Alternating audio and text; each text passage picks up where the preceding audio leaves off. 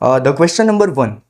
How is pinnately compound leaf different from the palmately compound leaf? They are asking कि जो pinnately compound leaf होता है वो palmately compound leaf से कैसे डिफरेंस है।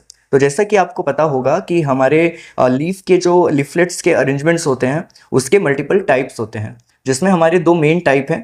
पहला है हमारा pinnately compound leaf and second है पामेटली कंपाउंड लीफ।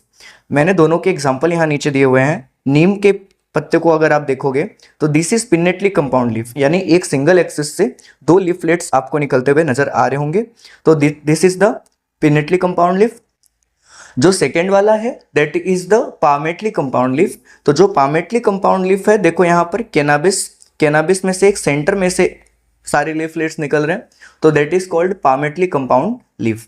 तो जो पिनेटली कंपाउंड लीफ होता है उसमें से एक पर्टिकुलर एक्सिस से दो ही लीफ निकलते हुए आपको नजर आएंगे, बट जो पामेटली कंपाउंड लीफ है उसमें से आपको मल्टीपल लीफलेट्स एक ही एक्सिस से पाम लाइक स्ट्रक्चर जो बनाएगा that is called palmately compound leaf. Ready?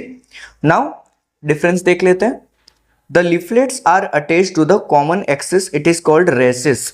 Rachis जो है वो आपका पिनेटली कंपाउंड लीफ में अवेलेबल होगा, यानी रेचिस हम किसको बोलेंगे कि जहां पर ये कॉमन एक्सिस है इसको हम बोलेंगे रेचिस। ओके, एग्जाम्पल है इसका name, cassia fistula, these are also called golden shower plants. यहाँ पर देखो केशिया फिस्टुला का मैंने एक इमेज रखा हुआ है जिसको हम क्या बोलते हैं, गोल्डन शोवर प्लांट्स भी बोलते हैं। केशिया फिस्टुला एक गोल्डन कलर में आपको दिखाई देता है। रेडी?